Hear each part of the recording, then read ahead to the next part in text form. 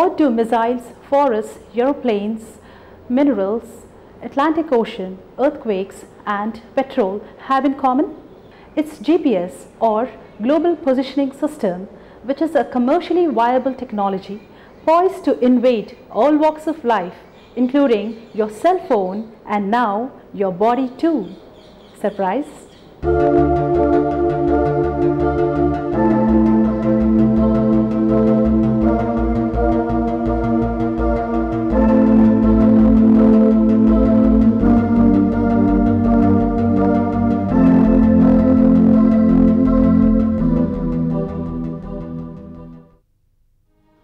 Global Positioning System is the new space age technology to interpret any geographical data visually anywhere on the Earth, in the skies and deep down in the ocean or the bowels of the Earth.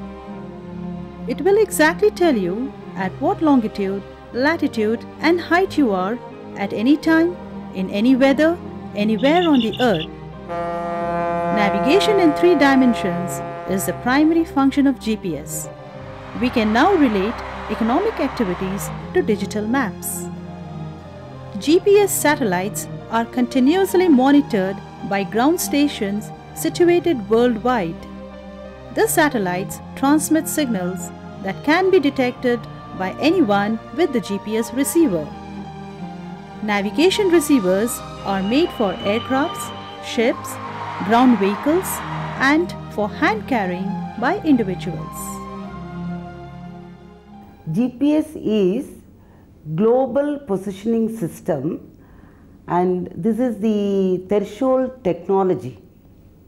It is used to get anyone's position in latitude, longitude and height, and this has become an indispensable tool in this millennium.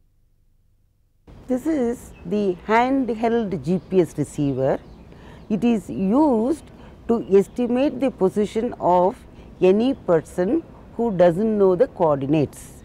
For example, now my position is, by using this GPS, is 17 degrees 24.57 minutes north and 78 degrees 33.23 in east.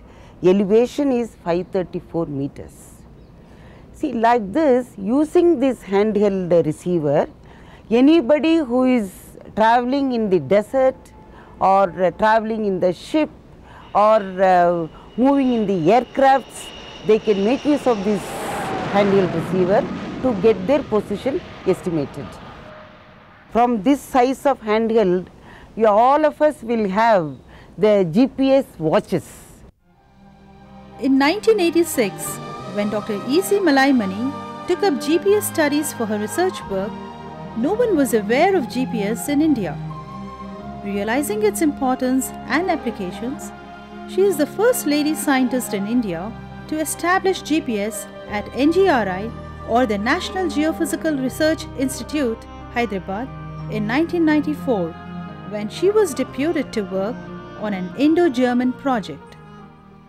Initially, I was involved in a project where I had to estimate the very long baseline between 2 stations which are located in different plates, whereas that particular project could not take up. By then this GPS was in the frontier field and I was the only engineer who can handle it. So that responsibility was given to me. Dr. Malaimani is currently the project leader of GPS studies at NGRI.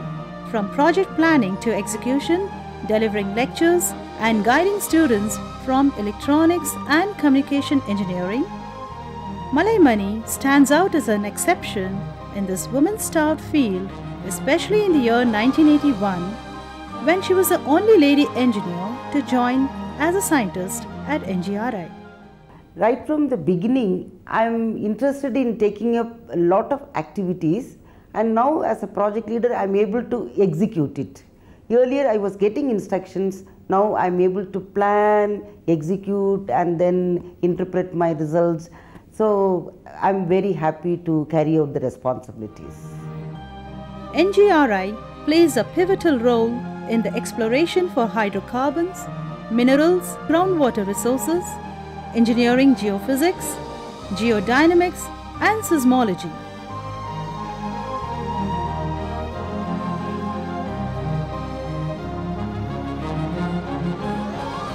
The first GPS installed here looks huge and outdated compared to the present sleek and compact GPS permanent tracking station.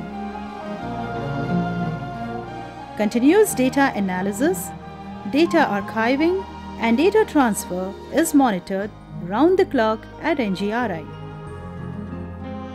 Dr. Malaimani is the first Indian to be awarded a doctorate degree by the University of Bonn, Germany for her thesis, Estimation of Very Long Baselines by GPS Geodesy for Indian Plate Kinematics.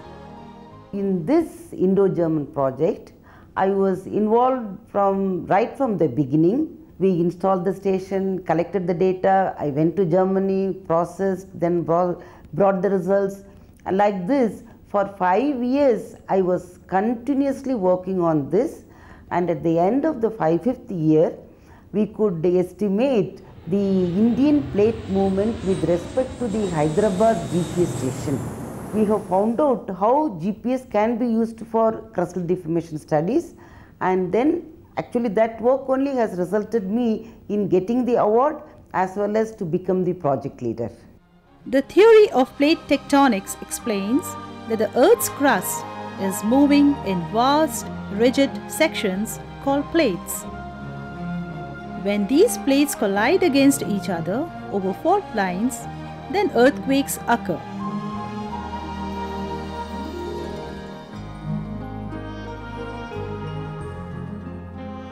GPS is used to measure the deformations happening after an earthquake.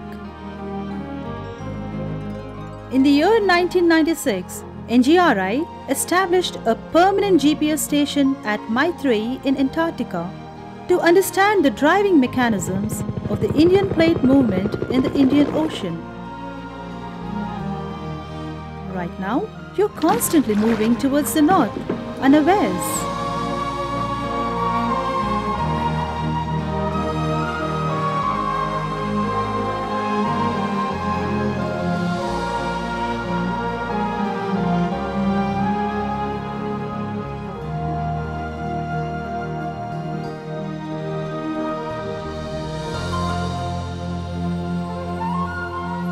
Malaimani had a checkered career.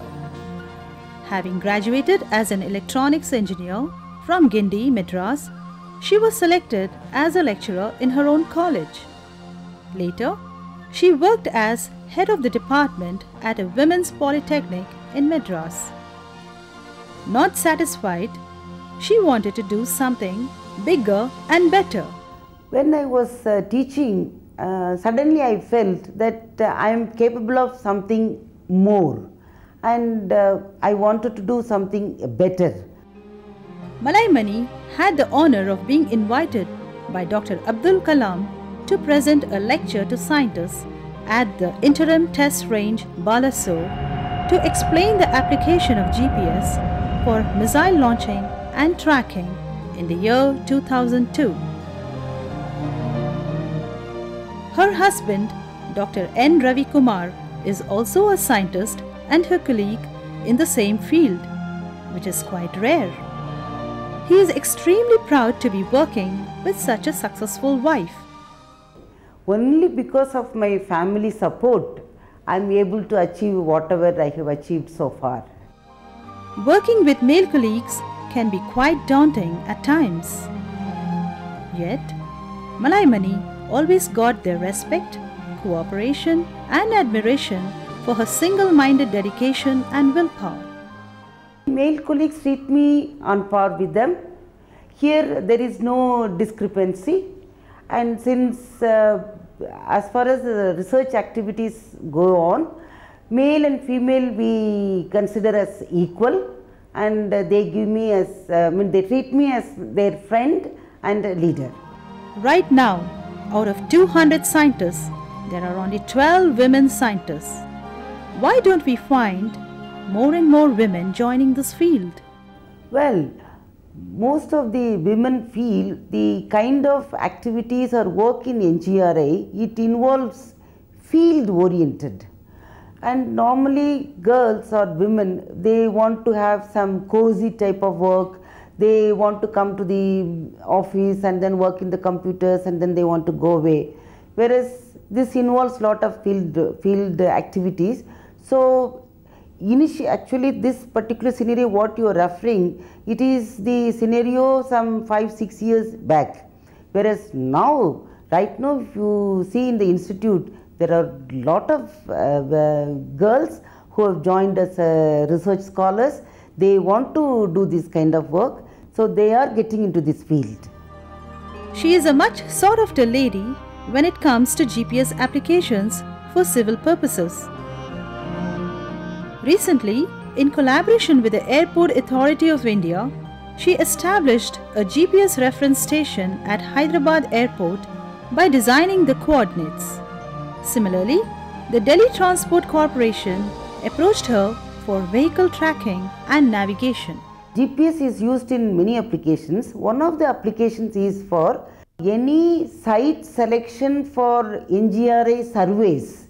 For example, to find out the groundwater, people go and do some surveys. So to locate their position accurately, GPS we are going to take up, number one. Second, this seismic surveys. Wherever they are going to install the seismic stations, prior to that they want to know the locations properly, so GPS will be used. And again, even in Hyderabad, to find out the bus movements, Hyderabad APSRTC, they have contacted us, so we are going to help them using GPS to locate their transport movement. And this same application we want to help in police control, wireless control, that department also has approached. Then the other important work which we are going to do is AP Transco.